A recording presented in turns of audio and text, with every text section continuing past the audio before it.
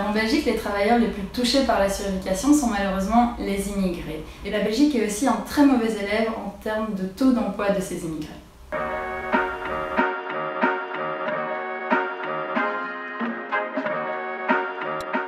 Je m'appelle Valentine Jacobs, je suis doctorante à l'ULB, mais aussi en co-tutelle à l'Université de Mons.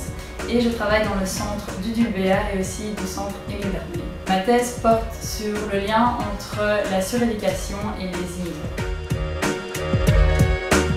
Ce projet porte sur l'étude des migrants et plus précisément de la suréducation, et cette étude a été menée sur le territoire belge car c'est une étude qui n'a pas été réalisée en Belgique. Et nous avons décidé de nous porter là-dessus car en fait j'ai fait mon mémoire sur la suréducation et nous avions vraiment envie d'approfondir ce sujet au point de vue des migrants. La Belgique est un très bon élève de la multiculturalité, oui. C'est un des pays les plus multiculturels de l'Union européenne. À titre d'exemple, en 2018, la population étrangère de première génération, donc les migrants nés en dehors de la Belgique, représente à peu près 17% de la population totale belge. Donc, ce qui fait que la Belgique est très multiculturelle. Cependant, selon le classement de l'OCDE, la Belgique est aussi un très mauvais élève en termes de taux d'emploi de ses immigrés. Alors, être suréduqué, c'est lorsqu'un travailleur a un niveau d'éducation qui est trop élevé par rapport au niveau d'éducation qui est requis pour faire son job. Alors, en Belgique, les travailleurs les plus touchés par la suréducation sont malheureusement les immigrés, et plus particulièrement les immigrés qui sont nés dans les pays en voie de développement, tels que l'Asie ou les pays du Maghreb, donc d'Afrique du Nord.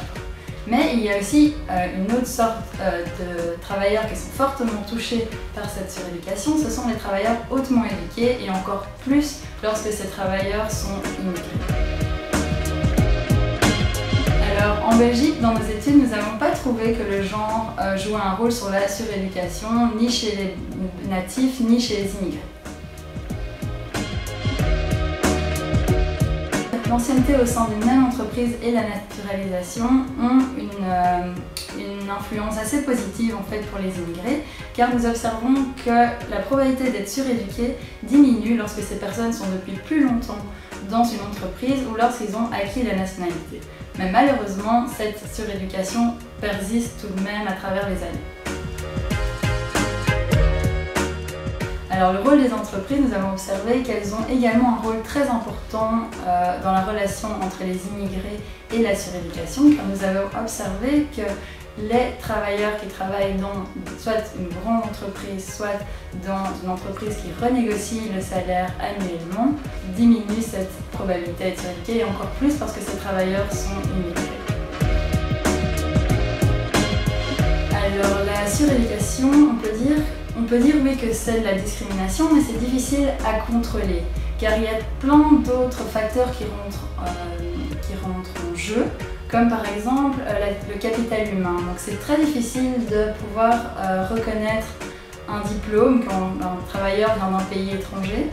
De plus, la maîtrise de la langue n'est pas toujours parfaite, donc c'est aussi un facteur qui peut rentrer en jeu.